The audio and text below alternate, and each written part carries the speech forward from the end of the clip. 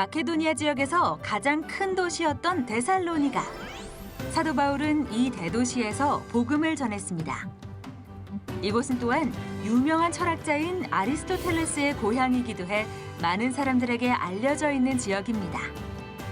사도 바울은 데살로니가에 편지를 보낼 만큼 이 지역 사람들에 대한 애정이 남달랐는데요.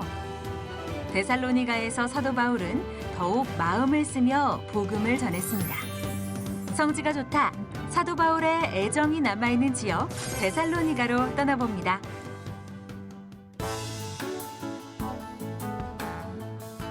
안녕하세요. 성지가 좋다입니다.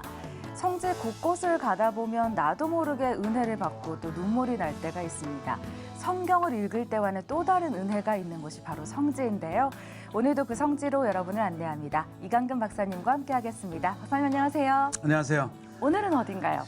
이 데살로니가인데 이 데살로니가는 이 도시도 네. 이 아가야에서 이 마게도냐 지역에서 가장 큰 도시이면서 무엇보다도 사도 바울이 데살로니가에게 보낸 두 개의 편지입니다. 그렇죠. 분량도 커요. 네. 그래서 우리에게 익히 알려진 장소인데 데살로니가 전후서로 이 17장 1절에 보면 드디어 우리가 이제 암비볼리와 아볼로니아가로 다녀가 네. 데살로니가에 이르러 드디어 데살로니가에 도착했네요. 이곳에 사도 바울이 안식일을 보내면서 복음을 전하는데 네. 그 데살로니가를 소개할까 합니다. 네, 삼안식일을 보냈다는 것은 한 3주 정도 그렇죠, 묵었다는 그렇죠, 그렇죠. 뜻이겠죠. 그래서 우리가 이제 긴 여정이에요. 네. 네아폴리에서 빌립보로, 다시 빌립보에서 암비볼리로, 네. 그리고 아볼로니아를 거쳐서 드디어 데살로니가에 도착을 하는데 네. 이 데살로니가는 예나 지금이나 네. 전체 마게도냐 지역의 수도 역할을 하는 항구 도시. 항구 도시. 예, 그만큼 이제 번성했던 도시인데 네. 이곳에서 바울이 복음을 그렇죠. 전했습니다. 사도 바울이 복음을 전했던 데살로니가 수도 역할을 했던 곳이기도 하고 그렇죠. 그렇다면 도시 규모도 저희가 또 예상해 볼 수가 있고 네. 어떤 곳인지 눈으로 직접 확인해 보면 좋겠습니다. 그럼요. 네, 좋습니다. 그럼 화면으로 함께 떠나보시죠.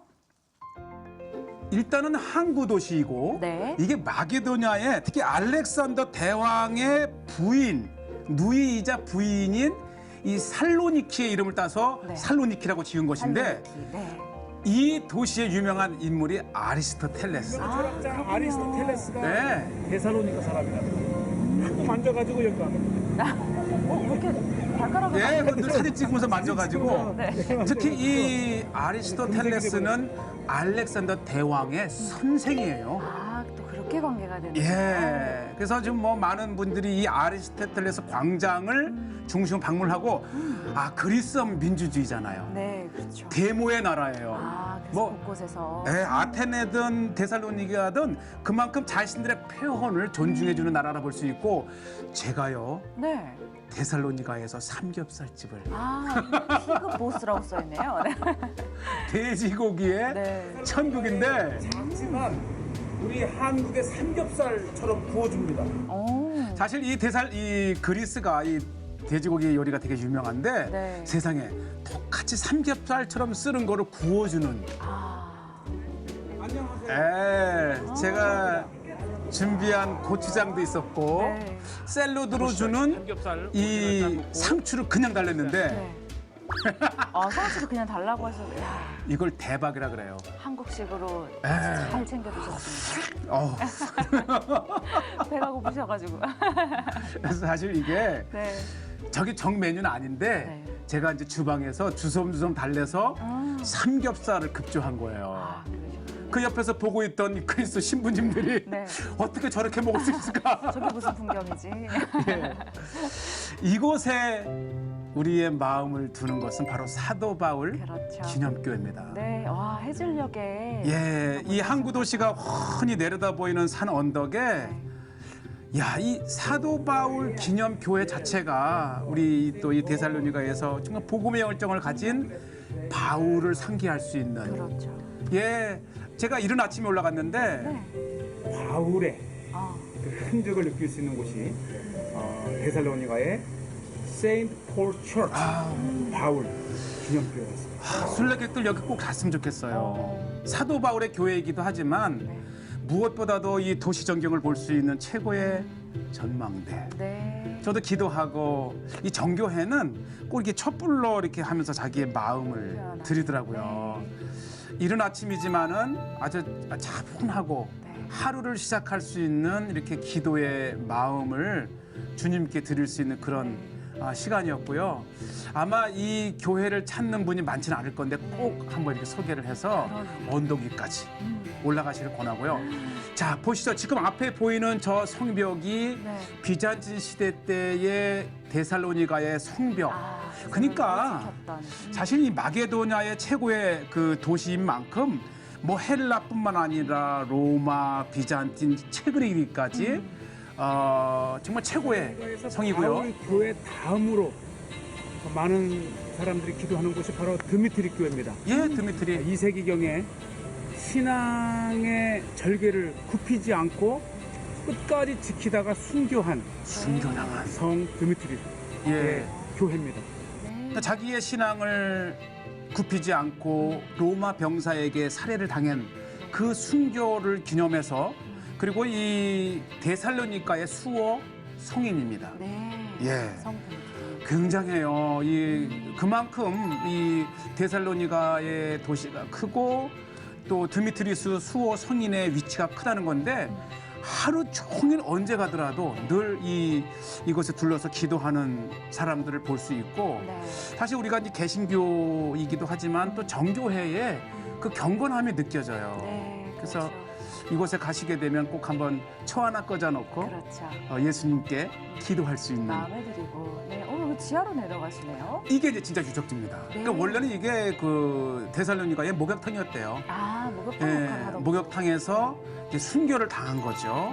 그래서 그때에 이후 세워진 교회 터를 잘 보존을 하고 네. 또 박물관으로 만들고 그리고 지금의 교회를 네.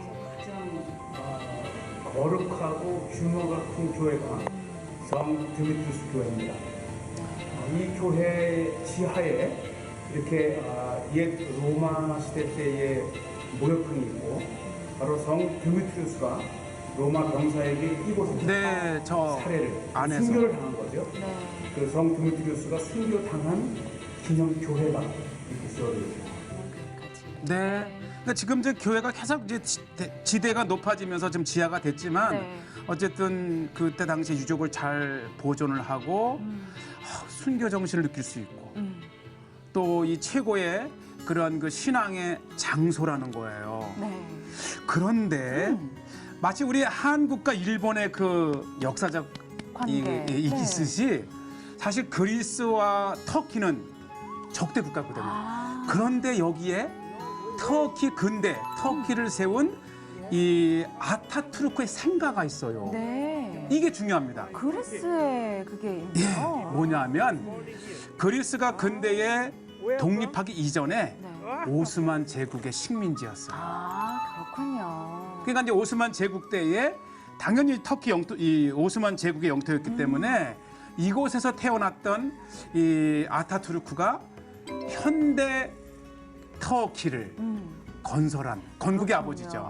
그리고 생가는 현재 그리스에 있고. 그러게요. 네. 그 양국 관계가 이렇게 이제 존중 속에 보호를 하고 터키 대사관이 있고 오는 사람 대부분이 다 터키 사람들이에요.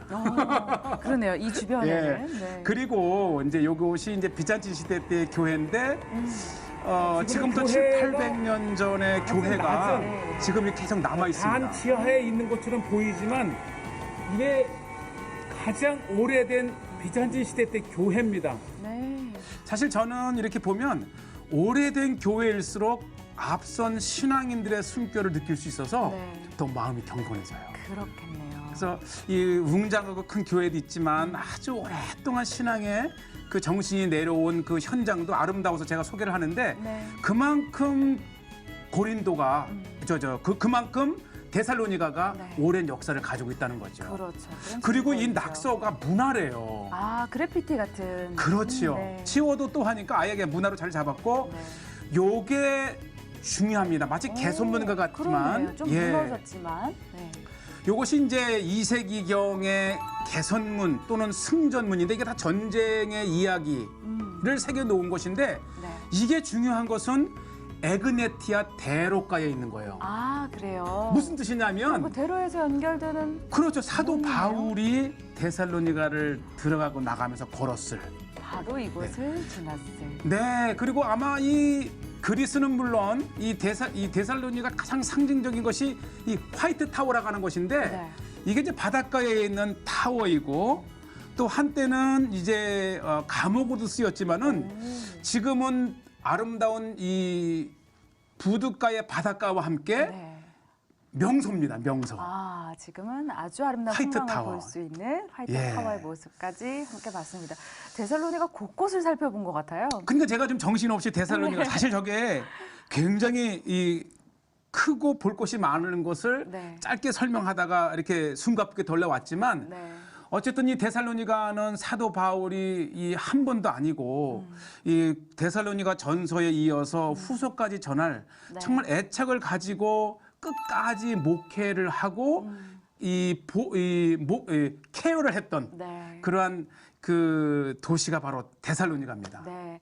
어떻게 보면 데살로니가 전서 후서를 통틀어서 저희가 그걸 집약해서 본 것 같은 느낌도 들고요. 그렇죠. 저희가 또 사도행전 17장 1절의 말씀을 계속해서 따라가면서 여기까지 도착한 맞아요. 거잖아요. 암비볼리에서 아볼로니아 데살로니가까지 네. 먼 길을 달려왔어요. 네, 좋습니다. 자, 오늘은 여기서 마무리할까요? 네. 네, 성지가 좋다는 인터넷을 통해서도 다시 보실 수 있습니다. 여러분의 많은 시청 부탁드립니다. 인사드리겠습니다. 여러분 고맙습니다. 감사합니다.